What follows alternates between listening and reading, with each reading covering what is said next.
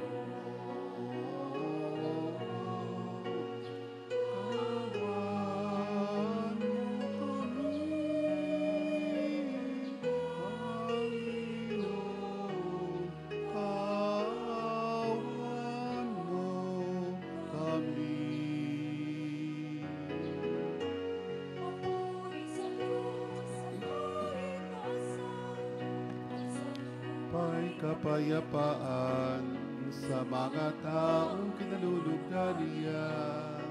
Pinupuri ka namin, dinarangal ka namin, sinasamba ka namin, pinagpupuri ka namin, sasalamatan ka namin, dahil sa dakila mo aking kapurihan. Panginoong Diyos, Hari ng langit, Diyos amang makapangyarihan sa lahat. Panginoong Jesucristo, bukod na anak, Panginoong Diyos, Kordero ng Diyos,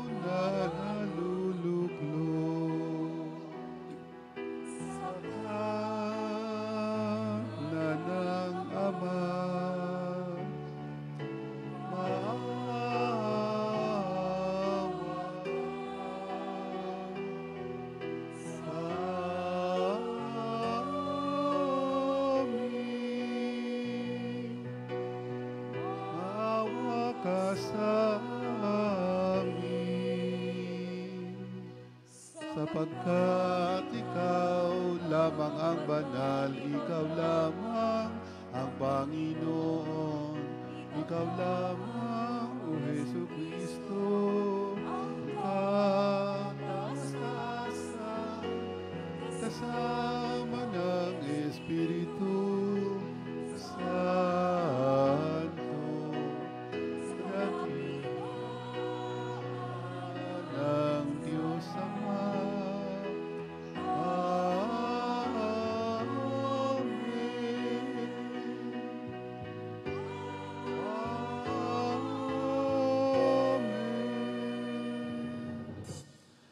Manalangin tayo. Ama naming makapangyarihan, ang iyong kapurihan ay inaawit ngayon ng mga hindi pa makapagsalitang sanggol, na hindi tinig, kundi sariling buhay ang sa iyo'y iniukol. Ipagalob mong ang ginaga ng pananampalataya namin ay may pahayag sa aming pagsasalita at gawaing ginaganap sa pamagitan ni Jesucristo kasama ng Espiritu Santo, magpasawalang hanggan. Amen.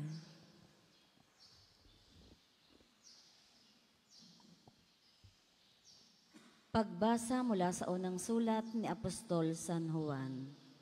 Mga pinakamamahal, ito ang aming narinig kay Jesucristo at ipinahahayag namin sa inyo.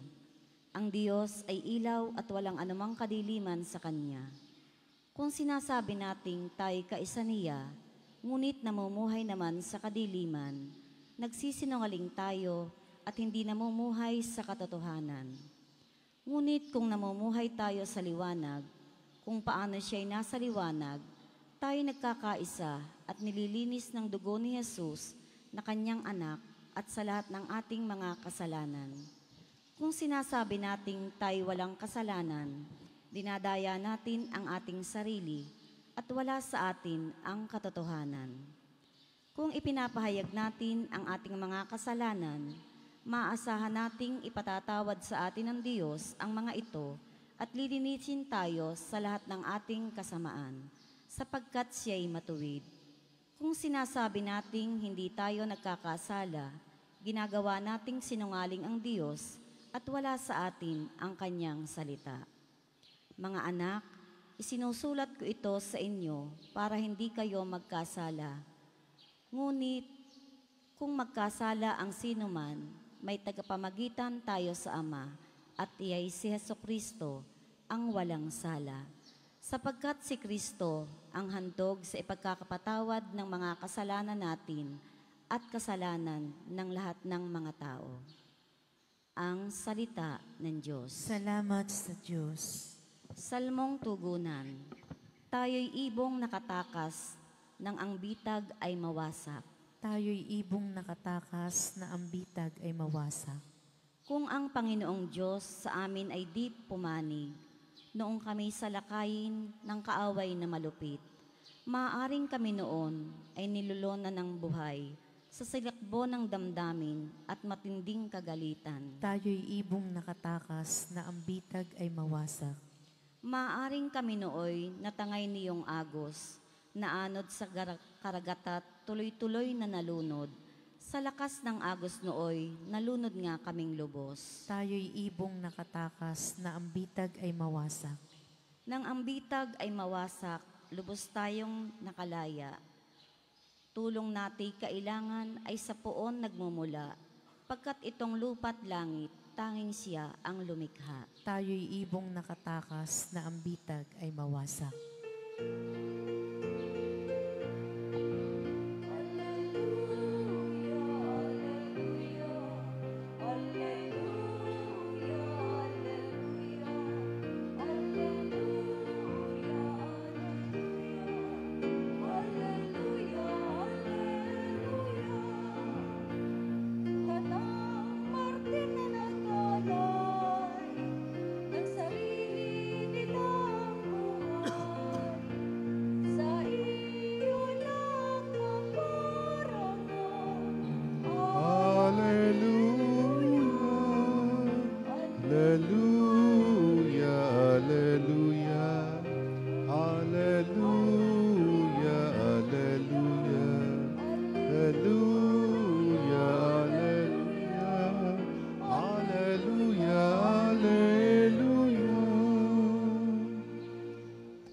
Sumainyo ang Panginoon. At sumaiyo rin. Ang mabuting balita ng Panginoon ayon kay San Mateo. Papuri sa iyo, Panginoon.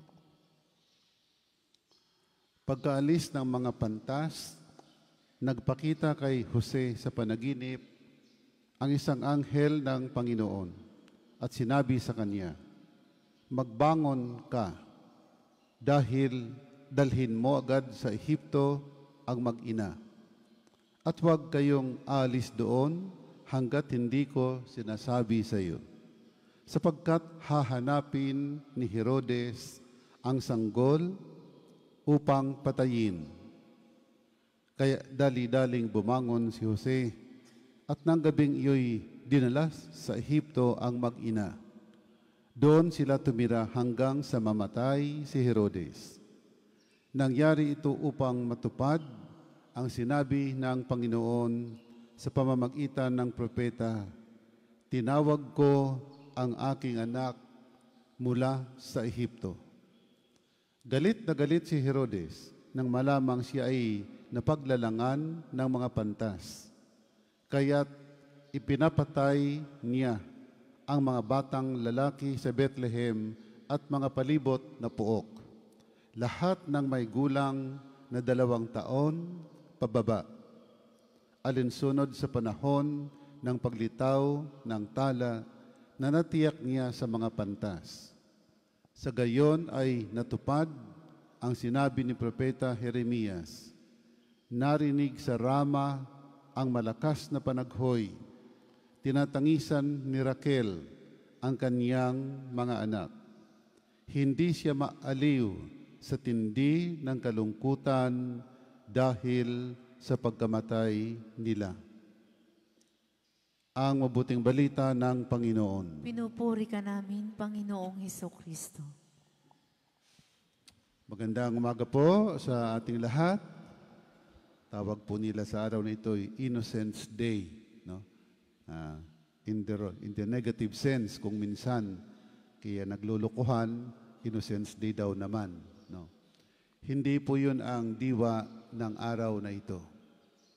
Ngayon po ay inaalala natin, ang tawag natin ay Innocents Day nga, Niños Inocentes, pero tunay na mga batang walang maliw. Alam po natin ang kwento. Pagnilayan po natin ngayon, hindi na yung mga bata, kundi ang mga Herodes at ang mga ina. Kalimitan kasi nakafocus sa mga bata. Kung walang Herodes, sana'y walang naging mga batang paslang na pinatay. Kaya wag lang po natin pagnilayan yung kalunos-lunos na nangyari, pagnilayan muna natin bakit nagkaroon ng ganitong tagpo sa buhay ng mga batang ito. Dahil sa may isang Herodes. May isang Herodes na ayaw bumitaw sa kapangyarihan. By the way, sa Biblia po maraming Herodes. Yung mga anak niya, Herodes din. Yung mga anak, Herodes din. Maraming Herodes. Ang Herodes sa panahon ng kapanganakan ni Jesus. Ang sabi ko po kanina, pagnilayan natin yung Herodes. Sapagkat kung minsan, mayroon din namang pagka-Herodes sa ating buhay. Nung kami maliliit pa, yung aking grandmother ay Spanish speaking. Pag nagagalit, pag nakagawa kami ng masama, pag naging malupit ka sa kapwa mo, ang sabi niya, "Herodes!" Pagka kayo nagkuha ng mga bagay na hindi iyo, tawag, "Ladron!" Magnanakaw. Herodes.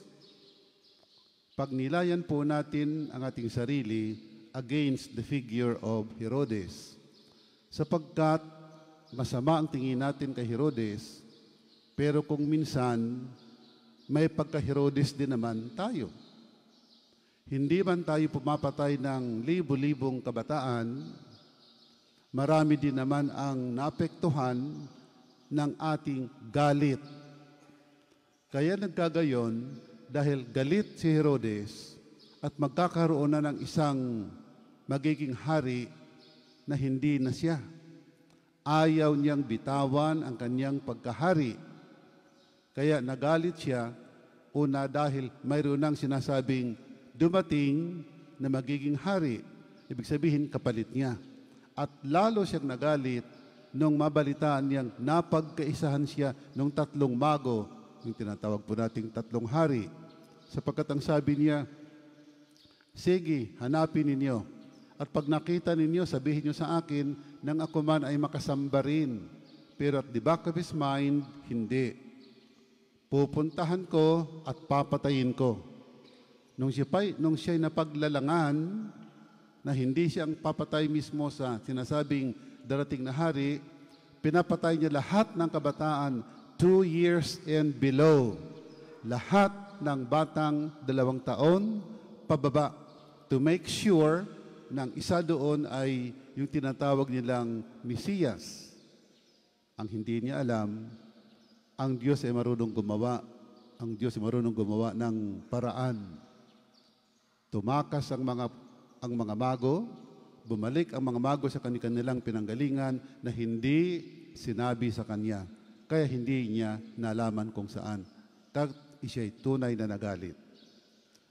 Unang pagninilay po natin, kung malimit, dahil sa galit natin, maraming bagay na hindi magaganda ang nangyayari. Personal po natin yun. Minsan galit ka sa asawa mo. Biglang galit mo, iniwan mo. Biglang galit mo, inaway mo. At dahil nag-away kayo, hiwalay kayo. Nagalit ka sa kapatid mo. Nagalit ka sa kaibigan mo. Nagalit ka sa kapitbahay mo. Ang galit po ay maraming masasamang bagay na dinudulot sa mundong ito. Kaya po, inuulit ko, there is actually always a little Herod in us. Mayroon pong pagka-Herodes sa ating buhay, sa ating puso paminsan-minsan. We learn how to control the Herod in us. Pangalawa, pagninilay ay tungkol sa mga ina. Nakalagay po rito sa ating pong binasa, hindi maaaliw at hindi maaaliw. Hindi siya maaaliw sa tindi ng kalungkutan.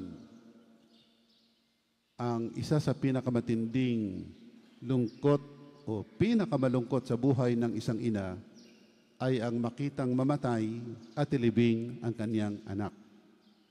At hindi lang ito basta namatay, pinatay. Yung hawak mo, ang iyong bunsong anak, inaagaw ng mga sundalo ni Herodes upang patayin. Hindi man ito literal, sa panahon natin nangyayari din. Anak mong inaalagaan mo, inaagaw ng maraming bagay.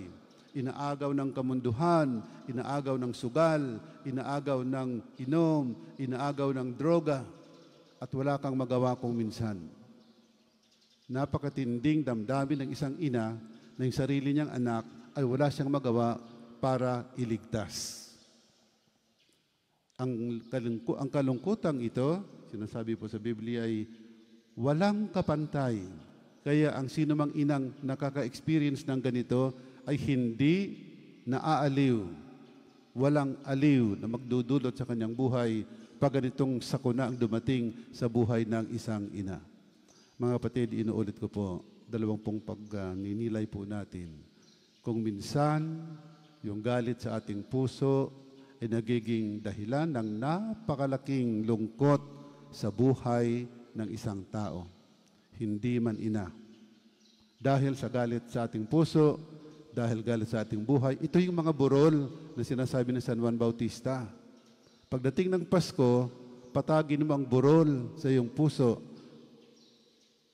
Tuwirin mo ang landas sa iyong buhay. Ito yon. Ito yung nagpapaliko-liko, ito yung nagpapaburol sa ating mga puso at buhay. Yung galit, number 1. Galit sa ating buhay. Sa araw na ito, habang inaalala po natin, yung mga walang mangmang, yung mga walang malay na mga kabataan, Alalahan din po natin na maari kung minsan tayo man ay nagiging Herodes para sa buhay ng ilang tao. Sa ngalan ng Ama, ng Anak, ng Espiritu Santo. Amen. Amen. Mga kapatid, isinilang si Kristong ating Panginoon sa isang mundong winasak ng kasalanan. Ang kalupitang umangkin sa buhay ng mga banal na sanggol. Ang sakalaunay nagdala sa Kanya sa krus. Manalangin tayo para sa mundong ito na nawasak, ngunit tinubos ng sakripisyo ng pag-ibig ng mga walang malay. Sa bawat panalangin po ang itutugon natin, sa pamamagitan ng dugo ng mga martir, dinggin kami, O Panginoon. Sa pamamagitan ng dugo ng mga martir, dinggin kami, O Panginoon.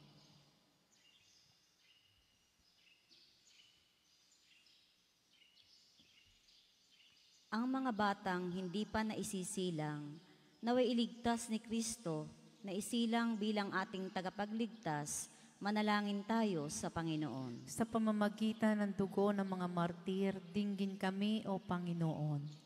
Ang Diyos na siyang bukal ng lahat ng buhay, naway magdala ng katapusan sa paglalaglag ng mga sanggol sa sinapupunan at sa lahat ng anyo ng karahasan sa ating mundo, manalangin tayo sa Panginoon. Sa pamamagitan ng dugo ng mga martir, dinggin kami, O Panginoon.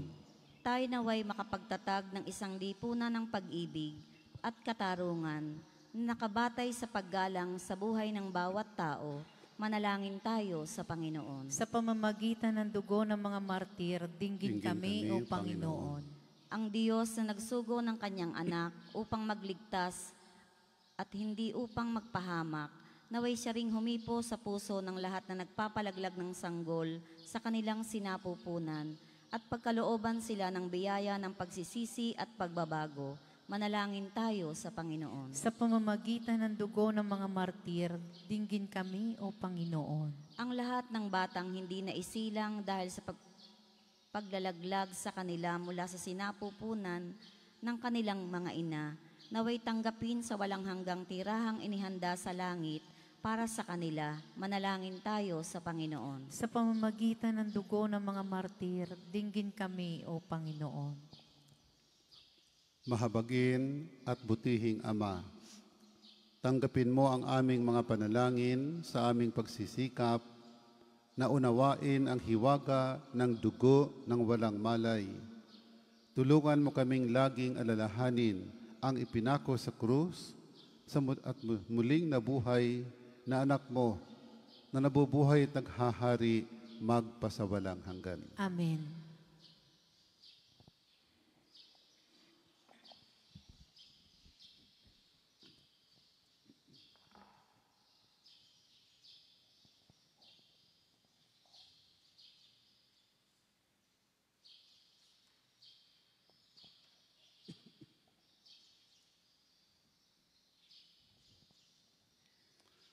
Kapuri-puri ka Diyos amang lumikha sa sanlibutan, sa iyong kagandahang loob.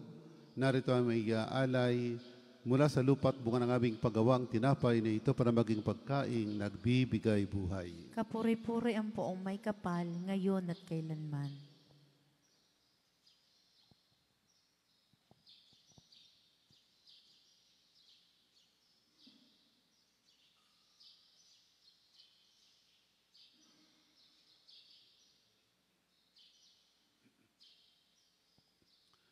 Kapuri-puri ka Diyos amang lumikha sa sanlibutan, sa iyong kagandahang loob. Narito ang may iaalay mula sa katas ng ubas at bunga ng aming paggawa ang alak na ito para maging inuming nagbibigay ng iyong Espiritu. Kapuri-puri ang poong may kapal, ngayon at kailanman.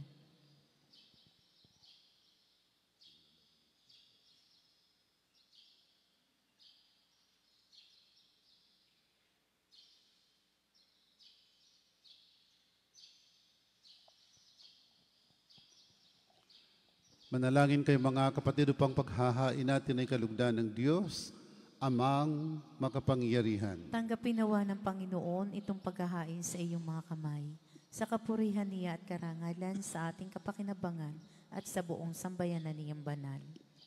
Ama naming lubikha, tanggapin mo ang aming mga alay sa paglilingkod namin sa iyo at dalisayin mo kami pakundangan sa paghahaing ito. Nagdulot ng iyong lugod sa mga sanggol na namatay para sa anak mo, na siyang namamagitan kasama ng Espiritu Santo magpasawalang hanggan. Amen.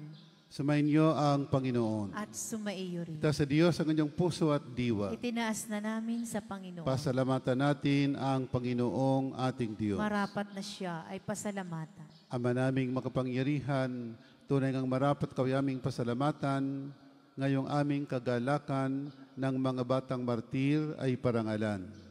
Sila'y kapanalig naming may paninindigan na ikaw ay pahayag kahit sila'y mamamatay.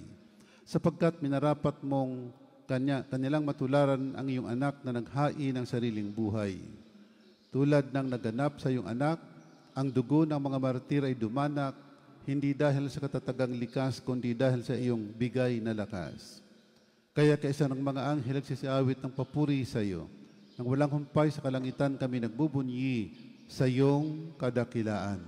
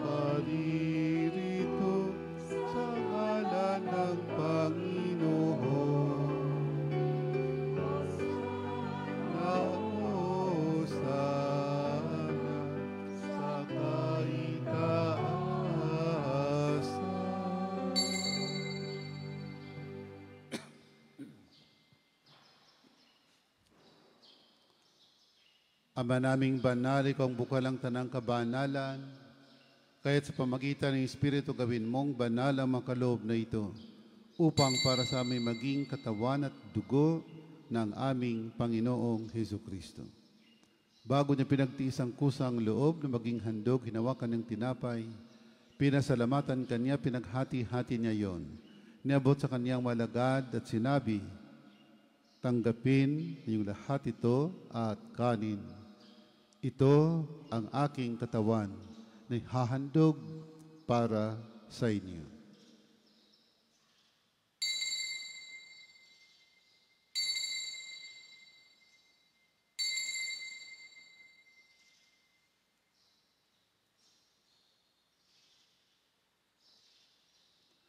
Ngayon din naman ang matapos ang hapunan, hinawakan niyang kalis, muli kanyang pinasalamatan. Niabot niyang kalis sa kaniyang malagad at sinabi, tanggapin ninyong lahat ito at inumin. Ito ang kalis ng aking dugo, ng bago at walang hanggang tipan. Ang aking dugo na ibubuhos para sa inyo at para sa lahat sa pagpapatawad ng mga kasalanan. Gawin ninyo ito sa pag-alaala sa akin.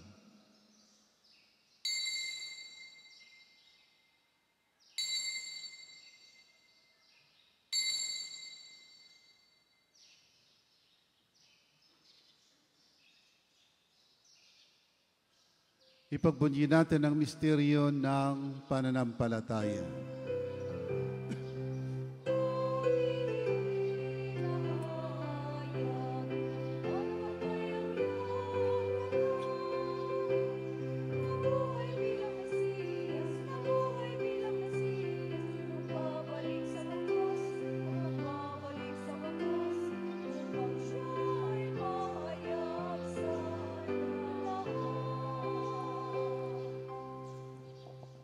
Ama, ginagawa namin ngayon ang pag-alala sa pagkamatay at muling pagkabuhay ng iyong anak, kaya tiniaalay namin siyang tinapay ng bibigay buhay at ang kalis na nagkakaloob ng kaligtasan. Kami nagpapasalamat dahil kami iyong minarapat at tumayo sa harap mo para maglingkod sa iyo. Isinasamo namin kaming magsasalo-salo sa katawan at dugo ni Kristo ay mabuklod sa pagkakaisa sa pamagitan ng Espiritu Santo. Ama, lingapin mga simbahang laganap sa buong daigdig. Puspusin mo kami sa pag-ibig. Kaysa ni Francisco naming Papa, ni Gilbert naming Obispo at ng Tanang Kaparian. Alalahan mo ang kapatid naming nahimlay na may pag-asang sila'y muling mabubuhay. Gayon din ang lahat ng mga pumanaw. Kawan mo sila at patuloyin sa iyong kaliwanagan. Kawan, pagindapatan kaming lahat na makasalo sa iyong buhay na walang wakas. Kaysa ng mahal na Birheng Maria na ina ng Diyos, kaysa ng Poong San Jose, ng mga apostol at ng lahat ng mga banal na namuhay dito sa daigdig ng kalugod-lugod sa iyo. May pagdiwang nawa namin ang pagpupuri sa ikararangal mo sa pamamagitan ng iyong anak na aming Panginoong Hesu Kristo. Sa pamamagitan ni Kristo kasama niya at sa Kanya, lahat ng parangal at papuri ay sa iyo, Diyos amang makapangyarihan, kasama ng Espiritu Santo, magpasawalang hanggan.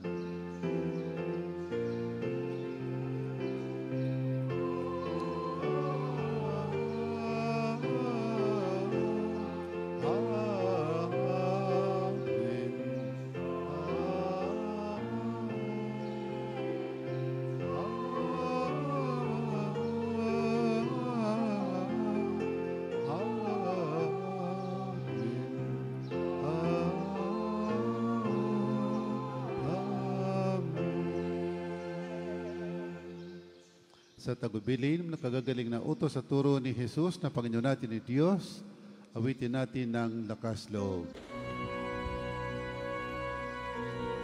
Ama namin, sumasalangit ka, sambahin ang ngalan mo, mapasa amin ang kaharian mo, sundin ang loob mo dito sa lupa para nang sa langit. Bigyan mo kami ngayon ang aming kakanin sa araw-araw, at patawarin mo kami sa aming mga sala para ng pagpapatawad namin sa nakakasala sa amin, at huwag mo kaming ipahintulot sa tukso, at iadya mo kami sa lahat ng masama. Hinihiling namin kami yadya sa lahat ng masama, pagkalooban ng kapayapaan araw-araw, iligtas sa kasalanan at ilayo sa lahat ng kapahamakan, samantalang aming pananabikan ng dakilang araw ng pagpapahayag ng tagapagligtas naming si Hesu Kristo.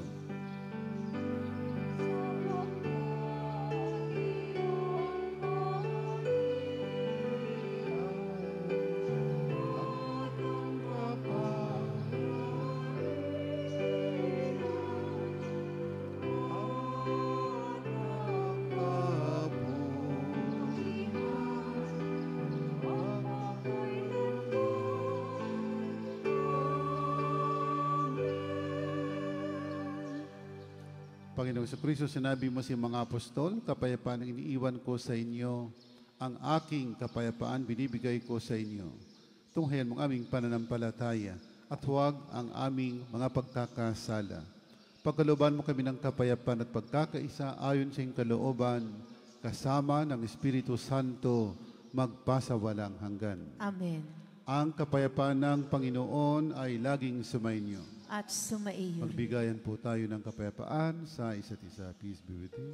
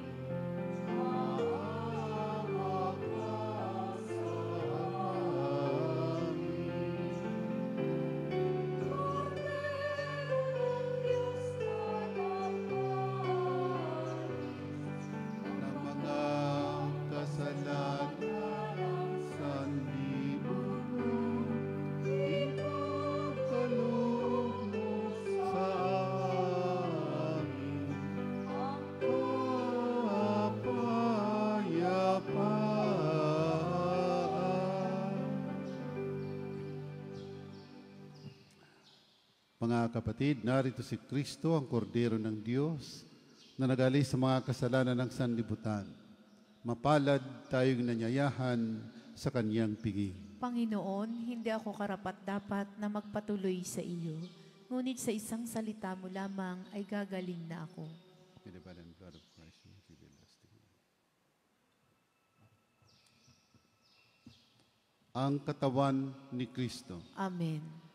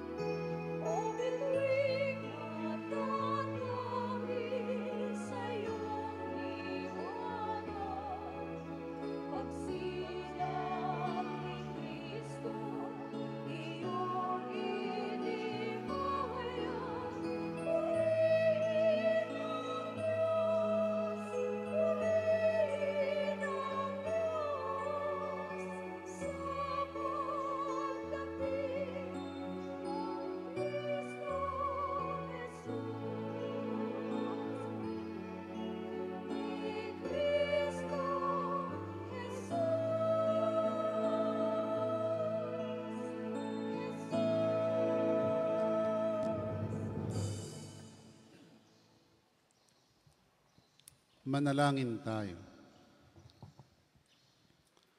Ama naming mapagmahal, ang masaganang batis ng iyong buhay at kaligtasan ay padaluyin mo sa mga makikinabang sa banal na kapistahan ng mga hindi pa man makapagsalita, parang iyong anak ay pagpurihan.